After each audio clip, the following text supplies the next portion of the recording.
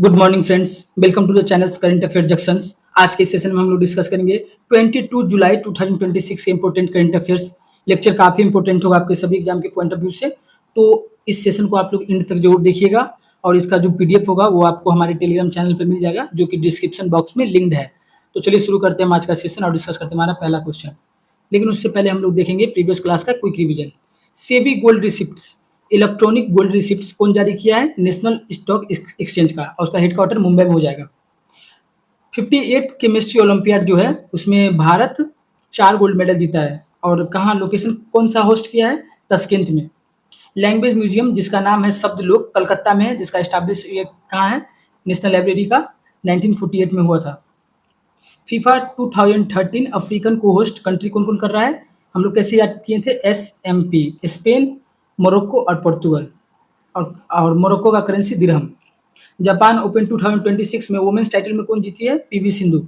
और badminton world federation का headquarter कहाँ हो जाएगा? कुआलालंपुर में, मलेशिया। फीफा वर्ल्ड कप 2026 के विनर कौन है? स्पेन। और किसको हरा के जीता है? अर्जेंटीना को।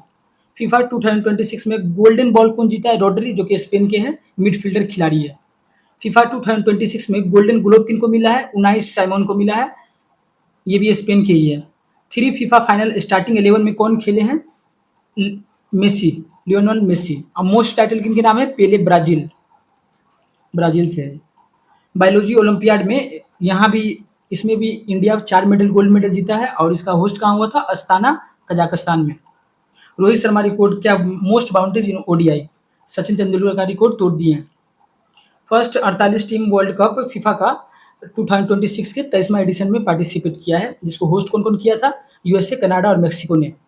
मिनिमम EGR कितना सेट किया है? 100 मिलीग्राम। प्योरिटी कितना है? 999 और 995 ग्रेड का। माइनॉरिटीज कमीशन मिनिस्ट्री किसके अंदर आता है? मिनिस्ट्री ऑफ माइनॉरिटी अफेयर्स, जिसमें 7 मेंबर है और उसके अभी हेड किसको चुना गया है? Harjeet Singh Grewal. Golden ball Inception year कब हुआ? 1982 से गोल्डन बॉल दिया जा रहा है फीफा में, ऑर्गेनाइजर फीफा। तो चलिए डिस्कस करते हैं आज का पहला question. India has unveiled its first air taxi prototype based on which technology? तो इंडिया ने अपना पहला फर्स्ट एयर टैक्सी प्रोटोटाइप को अनवील्ड किया है, आवागमन किया है, तो वो किस टेक्नोलॉजी पर बेस्ड है? तो उस टेक्नोलॉजी का नाम हो जाएगा option number B, eVTOL technology. India has officially unveiled its first electric vehicle take off landing eVTOL technology prototype for urban air mobility. Means जो भी मोबिलिटी होगा वो एयर के थ्रू होगा। और eVTOL का फुल फॉर्म क्या हो जाएगा? Electric vehicles take off landing. एक छोटा टैक्सी रहेगा, ऊपर में वो हवाई यात्रा ही करेगा, नीचे का जो ट्रैफिक लगता है उस ट्रैफिक को कम करेगा ये, इस टेक्नोलॉजी के कारण। तो आप लोग eVTOL, ये उसका फुल फॉर्म याद रखेंगे, electric vehicle take off landing. India अपना पहला अनबिल्ड किया है first air taxi. Nodal ministry कौन हो जाएगा? Ministry of civil aviation. और सिविल एविएशन के अभी मिनिस्टर कौन है? राम मोहन नायडू, राम मोहन नायडू। की एडवांटेज देख लेते हैं। जीरो कार्बन इमिशन करेगा ये, vertical take off without needing long runways. तो इसको रनवेज का कोई जरूरत नहीं है, एक हेलीपैड की तरह एक वर्टिकल टेक ऑफ लैंडिंग करेगा और अपने डेस्टिनेशन तक जाएगा और ड्रॉप करेगा। और जितना भी बीच में जो ट्रैफिक लगता है, पॉपुलेशन बढ़ जाने के कारण जो ट्रैफिक लगता है वो ट्रैफिक को कम करेगा। एयर टैक्सी इसको समझिए, सिंपल एयर टैक्सी। उसका फुल फॉर्म ज़्यादा इंपॉर्टेंट है, electric vehicles take off landing. और question number 2, which vaccine has become India's first approved vaccine against dengue? तो कौन सा इंडिया का पहला अप्रूव्ड वैक्सीन बन चुका है अगेंस्ट डेंगू के खिलाफ? तो ऑप्शन नंबर बी हो जाएगा इसका राइट आंसर, क्यू डेंगा। अगर किसी को डेंगू हो जाए तो सब लोग उससे पूछते हैं भाई क्यों डेंगू हो गया, क्यों डेंगू हो गया? तो उसी से हिंट में आप लोग याद रखेंगे, क्यों डेंगा। क्यू डेंगा वैक्सीन जो है रिसीव्ड रेगुलरिटी अप्रूवल रिसीव कर चुका है, जो कि बन गया है making it's India's first approved vaccine against dengue virus. तो डेंगू वायरस के अगेंस्ट इंडिया का पहला अप्रूव्ड वैक्सीन बन चुका है, जिसका नाम है क्यू डेंगा, क्यू डेंगा। और वेक्टर क्या है? डेंगू का वेक्टर देख लेते हैं। Dengue is transmitted by female Aedes aegypti mosquitoes. तो जो फीमेल एडेस एगिप्टी मॉस्किटोज जो होता है वही इसको ट्रांसमिट करता है, डेंगू वायरस को। और अप्रूवल अथॉरिटी देख लेते हैं, Central Drugs Standard Control Organisation जो है वही इसको अप्रूव किया है क्यूडेंगा वैक्सीन को। वैक्सीन का नाम है क्यूडेंगा। क्वेश्चन नंबर 3, मुख्यमंत्री स्वस्थ बस्तर अभियान जो है primarily aimed at improving health care पे जो इम्प्रूव करता है, कौन से स्टेट का ये अभियान है? मुख्यमंत्री स्वस्थ बस्तर अभियान। तो इसका राइट आंसर हो जाएगा ऑप्शन नंबर बी, छत्तीसगढ़। तो आपको सिंपल याद रखेंगे कि बस्तर से आप लोग बिस्तर याद रखेंगे, और सरकार ने 36 बिस्तर रोड साइड जो होता है वो 36 बिस्तर अप्रूव करवाया है। तो आप लोग क्वांटिटी से याद रखेंगे, 36 बिस्तर से छत्तीसगढ़ और बस्तर से बिस्तर। मुख्यमंत्री स्वास्थ्य बस्तर अभियान जो है छत्तीसगढ़ का है, छत्तीसगढ़ का है। और ये इम्प्रूव क्या करता है? Maternal and child health care. तो जो माताएं हैं और नए नए जो शिशु हैं उनके हेल्थ केयर को ये इम्प्रूव करता है, सर्विस प्रोवाइड करता है। रिमोट ट्राइबल रीजन छत्तीसगढ़, तो छत्तीसगढ़ में ट्राइबल रीजन बहुत ज़्यादा है, तो उसी में रिमोट ट्राइबल रीजन में ये अभियान जारी किया गया है जिसका नाम है स्वस्थ बस्तर अभियान। कैपिटल देख लेते हैं, छत्तीसगढ़ का कैपिटल रायपुर हो जाएगा। और ऑब्जेक्टिव देखते हैं, टारगेट माल न्यूट्रिशन, जो माल नॉरिशमेंट जो है उसको टारगेट करता है, कुपोषण को टारगेट करता है। मैटरनल मोर्टिलिटी रेट एमएमआर, मातृ मृत्यु दर, जब प्रेगनेंसी के समय जो माताएं मर जाती है उसको कम करेगा ये। और इन्फेंट मोर्टिलिटी रेट को भी कम करेगा, मतलब मीन्स शिशु का हेल्थ केयर अच्छा प्रोवाइड करेगा इस मिशन के तहत। Question number 4, which government approved Parivartan scheme to replace old commercial vehicle. तो कौन सा ऐसा गवर्नमेंट है जो परिवर्तन स्कीम लाया है जो कि रिप्लेस करेगा पुराना कमर्शियल व्हीकल्स को? तो इसका राइट आंसर हो जाएगा ऑप्शन नंबर बी। दिल्ली में अब जितना भी ओल्ड व्हीकल्स है, कमर्शियल व्हीकल्स जो ओल्ड है, सबको अब रिप्लेस करके न्यू कर किया जाएगा। Delhi cabinet approve the Parivartan scheme to replace ageing commercial vehicles. तो जो भी कमर्शियल व्हीकल्स है जो पुराना हो रहा है दिन पर दिन, तो उसको परिवर्तन किया जाएगा, परिवर्तन स्कीम के तहत उसको रिप्लेस किया जाएगा। किसके साथ रिप्लेस किया जाएगा? Clean electric CNG alternatives to curb population. तो पॉल्यूशन को मात देने के लिए क्लीन इलेक्ट्रिक और सीएनजी अल्टरनेटिव से इसको रिप्लेस किया जाएगा। नाम का ही है इसका, देखिए नाम में ये परिवर्तन स्कीम। तो किससे परिवर्तन किया जाएगा? सीएनजी अल्टरनेटिव से परिवर्तन किया जाएगा। दिल्ली का ये इनिशिएटिव है। कॉन्स्टिट्यूशनल प्रोविजन देख लेते हैं, article 239 double A deals with special administrative provision with respect to Delhi. अच्छा, दिल्ली के अगर कानून व्यवस्था में विशेष प्रावधान में अगर कोई चेंज करना है तो हमको आर्टिकल 239 ए में अमेंड करना पड़ेगा, आर्टिकल 239 ए। तो ये आर्टिकल दिल्ली के लिए बहुत इंपॉर्टेंट है। दिल्ली से रिलेटेड अगर कुछ भी आर्टिकल पूछा जाएगा तो आर्टिकल 239 ए। क्वेश्चन नंबर 5, जेम्स ग्रे जो है ऑनर्ड हुए हैं हाल में ही, कैरियर पार्डो अवार्ड से सम्मानित किए गए हैं। कौन से फिल्म फेस्टिवल में?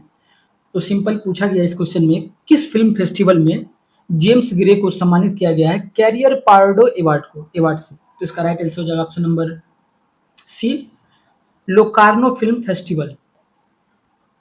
एक्लैम्ड फिल्म मेकर जो है जेम्स ग्रे, जो रिसीव्ड किए prestigious honorary career Pardo award at the Locarno international film festival. तो लोकार्नो इंटरनेशनल फिल्म फेस्टिवल में इनको कैरियर पार्डो अवार्ड से सम्मानित किया गया है। नाम क्या है? James grey.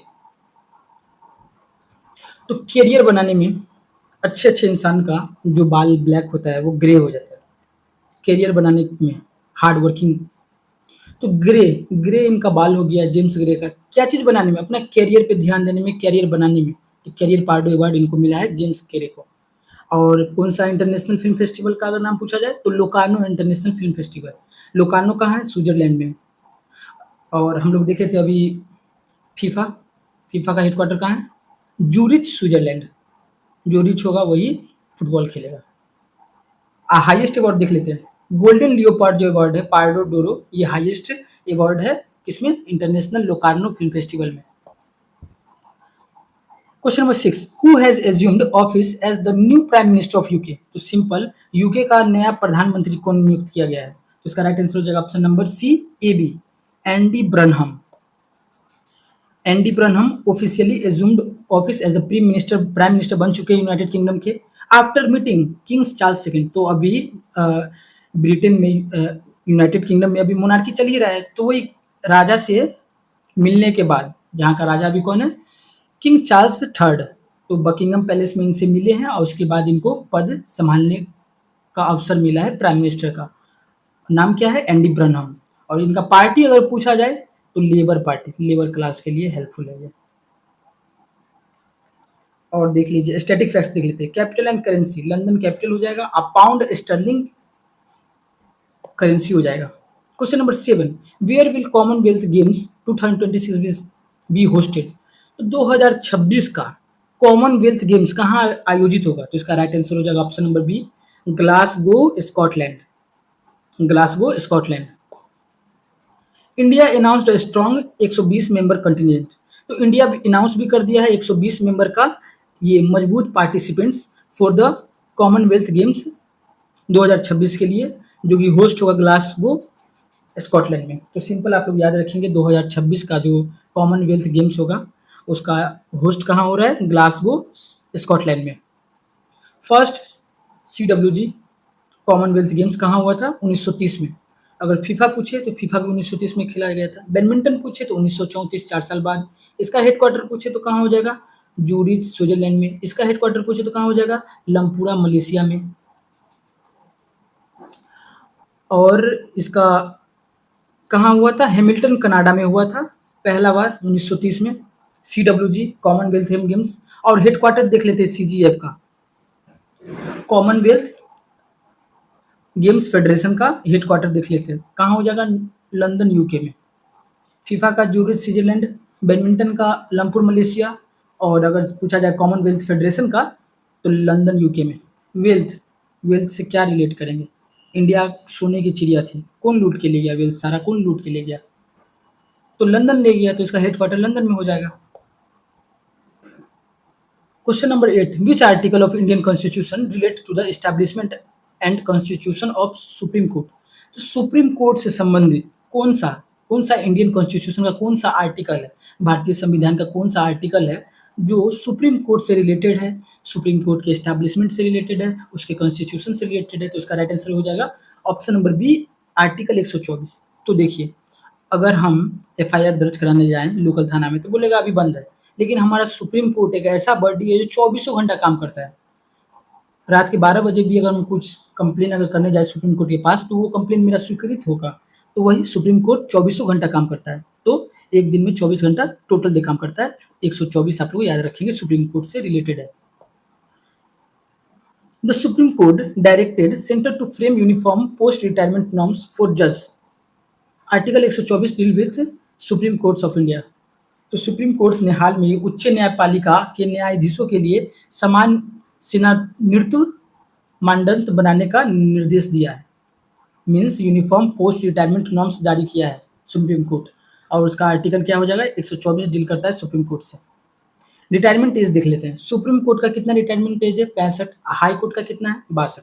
अगर आप 62 साल के हैं और हाई कोर्ट के जज है तो आप अपना ट्रांसफ़र सुप्रीम कोर्ट में करवा लीजिए, क्योंकि आपको 3 साल जॉब भी मिलेगा और अच्छा पोस्ट भी मिलेगा सुप्रीम कोर्ट के जज। तो ऐसे ही सिंपल याद करने के लिए 62 साल के आप हाई कोर्ट में हैं और 65 साल के सुप्रीम कोर्ट में। Question number 9, how many core industries are covered under the index of core industries in India? तो इंडिया का जो इंडेक्स है, एक इंडेक्स है जिसका नाम है इंडेक्स ऑफ कोर इंडस्ट्रीज। तो उसके अंदर कितने कोर इंडस्ट्रीज शामिल है? तो इसका राइट आंसर हो जाएगा ऑप्शन नंबर बी, 8। तो देखिए इंडस्ट्रीज, अगर छोटा मोटा इंडस्ट्रीज में देखा जाए और बोला जाए कि इंडिया में टोटल कितने छोटे लेवल से लेकर बड़े लेवल तक इंडस्ट्रीज है, तो कोई भी बंदा बोलेगा इन्फिनाइट। इन्फिनाइट का सिंबल क्या है? ये है। तो आपको सिंपल याद रखेंगे कि कितना कोर इंडस्ट्रीज शामिल है? 8, जो कि इन्फिनाइट का साइन देता है। The index of 8 core industries expanded by 5%। और जो ये इंडेक्स जारी किया है 8 कोर इंडस्ट्रीज का, वो एक्सपेंड कर गया है 5% से इन जून 2026 में, अंडर द न्यूली रिवाइज्ड 22 से 23 बेस ईयर सीरीज। तो अभी जो हाल में बेस ईयर जो 2022-23 सेट किया है उसके अनुसार जून 2026 में जो 8 कोर इंडस्ट्रीज था उसमें कितना का एक्सपेंड हुआ है? तो 5% का एक्सपेंड हुआ है। सिंपल आप लोग इतना याद रखेंगे। 8 कोर इंडस्ट्रीज में क्या क्या आता है? कोल आता है, कोयला आता है, सही बात है। क्रूड ऑयल आएगा, नेचुरल गैस आएगा, रिफाइनरी प्रोडक्ट्स इसी में पेट्रोल आता है, डीजल आता है, सब इसी में आता है। और फर्टिलाइज़र आता है किसान के लिए, स्टील आता है घर बनाने के लिए, सीमेंट आता है घर बनाने के लिए और इलेक्ट्रिसिटी आता है घर में यूज़ करने के लिए। तो आप लोग ये सिंपल 8 जो कैटेगरी है उसको ध्यान में रखेंगे, जिसमें हाईएस्ट वेटेज किसका है? पेट्रोलियम रिफाइनरी प्रोडक्ट का है। Question number 10, which new service has NHAI launched on the राजमार्ग यात्रा ऐप? तो एक ऐप है जिसका नाम है राजमार्ग यात्रा ऐप। तो उस ऐप में NHAI national highway authority of India कौन सा न्यू सर्विस ऐड किया है? जैसे कोई ऐप है, इसमें बहुत सारा सर्विस था, तो उसमें एक सर्विस और ऐड कर दिया कि भाई तुम आप अपना ईमेल इसमें ऐड कर सकते हो। तो वैसे ही राजमार्ग यात्रा ऐप में कौन सा न्यू सर्विस ऐड हुआ है? तो इसका राइट आंसर हो जाएगा ऑप्शन नंबर बी, मार्ग मित्र हेल्प सेंटर डिजिटल लोकल पास। तो देखिए इसका राइट आंसर क्या होगा, मार्ग मित्र हेल्प सेंटर डिजिटल लोकल पास। एनएचएआई इंट्रोड्यूस किया है लोकल डिजिटल लोकल पास। मान के चलिए अगर ये टोल प्लाजा है और किसी व्यक्ति को यहाँ उसका घर है और यहाँ इसका जॉब है और रोज आन जान करना पड़ रहा है, तो उसको बार बार टैक्स देना पड़ रहा है। तो जो लोकल यात्री है तो टोल प्लाजा के पास, तो इसको टैक्स बार बार देना पड़ रहा है, तो ये अपना पास बनवा लेता है। कैसे हम लोग ट्रेन में बनवा लेते हैं पास, तो उसी तरह से पास बनाता है। तो जो इसका पास होता है, ये जो जाएगा फिर टोल प्लाजा के पास, तो फिर रुकेगा, फिर अपना पुर्जी चेक कराएगा कि भाई ये मैं पास बनाए हुए देखो। तो इसमें ट्रैफिक लगेगा, टाइम कंज्यूम होगा। उसी को ट्रैफिक ना लगे, टाइम कंज्यूम ना हो, इसीलिए एनएचएआई ने इंट्रोड्यूस किया है डिजिटल लोकल पास कि भाई तुम्हारा पास बन गया है, तुम बस मोबाइल में ही दिखाओ और चल जाओ, कोई पुर्जा का झंझट नहीं है। मार्ग मित्रा हेल्प सेंटर और एक और सर्विस लॉन्च किया मार्ग मित्रा। अगर कोई यात्री नेशनल हाईवे पे अगर उसका रूट अगर भूल गया है तो उससे उसको उसमें हेल्प मिलेगा। मार्ग मित्रा, मार्ग मतलब रास्ता, मित्र मतलब दोस्ती, तो रास्ता दिखाएगा ये दोस्ती, हेल्प सेंटर है। एनएचएआई स्टैब्लिशमेंट कब हुआ था? एनएचएआई का स्टैब्लिशमेंट हुआ था 1988। तो एनएचएआई से आप लोग कैसे याद रखेंगे? National highway authority of India, 1988। एक शहर को दूसरे शहर में जोड़ता है, एक शहर को दूसरे शहर में जोड़ता है, और यही तो हमारा 88 बन रहा है, 1988 एनएचएआई। और इसका नोडल मिनिस्टर क्या हो जाएगा? Ministry of road transport and highway, जिसका अभी मिनिस्टर कौन है? 2014 से अपना पद संभाले हुए Nitin Gadkari ji, Nitin Gadkari. Question number 11, how many digitals are in there in central KYC C KYC number? तो एक केवाईसी होता है, नो योर कस्टमर। अगर हम बैंक में अपना पासबुक खुलाने जाएं तो हमसे आधार मांगेगा, पैन मांगेगा और भी सारा डॉक्यूमेंट मांगेगा। तो अगर इसको हम अकाउंट को अगर डीमेट बनाना जाए, डीमेट अकाउंट बनाने जाए, तो फिर मांगेगा केवाईसी, भाई केवाईसी फिर से कराना है। तो सरकार ने हाल ही में सी केवाईसी जारी कर दिया है, सी केवाईसी, जिसके तहत हमको बार बार अपना केवाईसी नहीं कराना पड़ेगा। इसमें हमको 14 नंबर का एक डिजिट दिया जाएगा, 14 नंबर का। ये डिजिट अगर हम उस बैंक को दे दें तो डायरेक्ट ये हमसे ये पेपर देना नहीं पड़ेगा, आधार पैन। डायरेक्ट वो मेरा वो सेंट्रलाइज्ड जो मेरा पहला बार जो मैंने डाटा दिया था उनको, वहाँ से वो निकाल लेंगे मेरा सारा डाटा। तो इसका राइट आंसर होगा 14 डिजिट का। तो सिंपली आप लोग याद रखिए, सी के वाई सी जो है ये 14 अंक का डिजिट होता है। अगर हम आधार पूछे आधार कितना नंबर का होता है, तो 12 डिजिट का होता है। अगर हम पैन पूछे पैन कितना डिजिट का होता है, तो ये 10 डिजिट का होता है। तो स्टैटिक फैक्ट देख लेते हैं इसका। सरसाई जो है central registry of securitisation asset reconstruction and security institutes of India. Simply आप ये इतना याद रखें, सरसाई, सरसाई जो है ये मैनेज करता है सी के वाई सी को। और इसका फुल फॉर्म अगर आ जाए एग्जाम में तो आप लास्ट के एस का full form security interest of India, security के लेके इसको इंटरेस्ट है। सिंपल आप लोग रिलेट करके याद रखेंगे। क्वेश्चन नंबर 12 देख लेते हैं। गृह ज्योति स्कीम है providing free electricity belongs to which state. तो कौन सा ऐसा स्टेट है जो स्कीम जारी किया है गृह ज्योति, जो कि प्रोवाइड करता है फ्री इलेक्ट्रिसिटी, मुफ्त बिजली प्रोवाइड करता है? तो इसका राइट आंसर हो जाएगा ऑप्शन नंबर सी, कर्नाटका। गृह गृह ज्योति स्कीम 200 यूनिट फ्री करता है। जैसे बिहार में हमारे 125 यूनिट फ्री है ना, तो उसी तरीके से कर्नाटक सरकार ने 200 यूनिट फ्री बिजली देगा रेसिडेंटल हाउस होल्ड्स को, गांव घर में जो घर है उनको, गृह ज्योति स्कीम के तहत। स्टेट क्या है? कर्नाटका है। अदर मेजर स्कीम देख लेते हैं, गृह लक्ष्मी और शक्ति स्कीम है। शक्ति स्कीम ना बस फ्री बस ट्रैवल प्रोवाइड करता है वुमेन को, फ्री बस ट्रैवल वुमेन। और युवा निधि जो है वो जो भी युवा लोग हैं और वो अगर ग्रेजुएशन किए हैं तो उसको 3000 दिया जाता है, और जो डिप्लोमा किए उसको 1500 पर मंथ एज़ अ भत्ता, बेरोज़गारी भत्ता के तहत। तो सिंपल आप लोग इतना याद रखेंगे कि गृहा ज्योति जो स्कीम है कर्नाटका का है और 200 यूनिट बिजली फ्री दे रहा है ये। क्वेश्चन नंबर 13 देख लेते हैं। What are the proposed ethanol ATMs introduced by the union ministry of petrol and natural gas मिंट4। तो हाल ही में union ministry of petroleum and natural gas gas ने प्रपोज्ड किया है, जारी किया है इथेनॉल एटीएम। जैसे एटीएम में हम लोग कैश निकालते हैं, तो अब ये इथेनॉल एटीएम से हम लोग एक डब्बा लेकर जाएँगे, कैन लेकर जाएँगे और हम लोग इथेनॉल परचेज़ कर लेंगे। तो उसका बेसिक क्या है? इथेनॉल जो बेच रहा है ये, उसका बेसिक मिंट क्या है, ज़रूरत क्या है? तो इसका राइट आंसर हो जाएगा option number B, dispensing ethanol in canisters for cooking use. तो जो भी अगर गाँव घर में जो अभी भी कोयला यूज़ कर रहे हैं, लकड़ी यूज़ कर रहे हैं, तो उसके लिए ये एटीएम बहुत यूज़फुल है। वो एटीएम में जाएँगे, ₹50 ₹100 का एक कैन में ये इथेनॉल एटीएम में इथेनॉल ले लेंगे और ये कुकिंग पर्पज़ के लिए यूज़ किया जाएगा, सिंपल। इथेनॉल एटीएम लगाया जा रहा है, प्रोपोज्ड डिस्पेंसिंग को आईओएस के डिस्पेंसिंग कोएस के तहत इंडिया सेट कर रहा है सेल इथेनॉल बेचेगा इन कैनिस्टर्स इंटेंडेड वो कुकिंग पर्पज से इंटेंडेड है। जैसे पेट्रोल पंप खुला है तो इसका पर्पज मेन पर्पज क्या है? तो गाड़ी में पेट्रोल देगा, डब्बा लेके जाएंगे तो कोई पेट्रोल नहीं भी देगा। तो ये कैनिस्टर में पेट्रोल ये इथेनॉल देगा जो कि कुकिंग पर्पज से रिलेटेड है।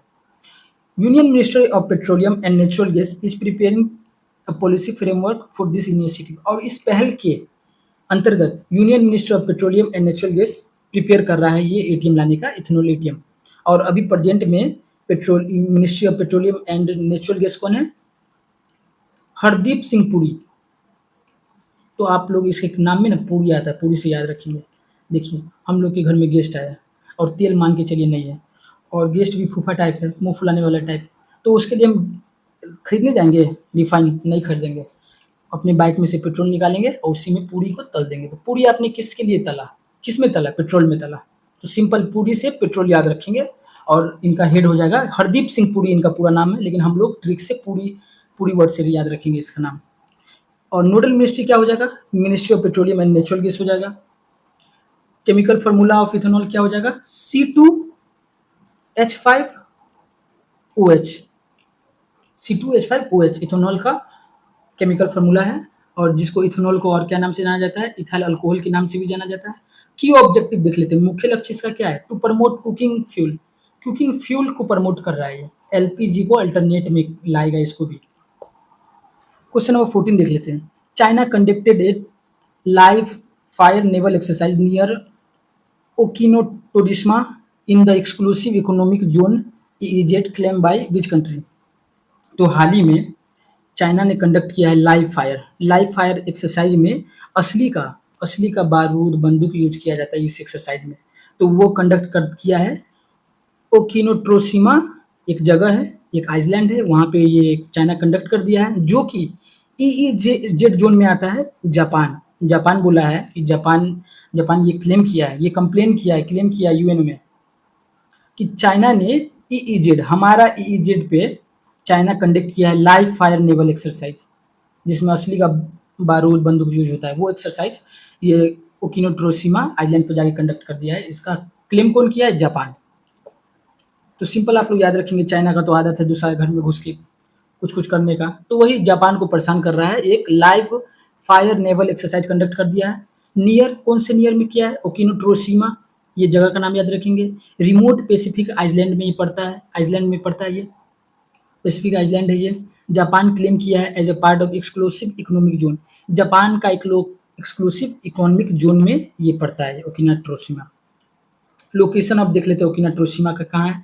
रिमोट कोरल लीफ एटॉल है ये एकदम हट के कोरल लीफ एटॉल है ये, और फिलीपीन सी में है, पैसिफिक ओशियन।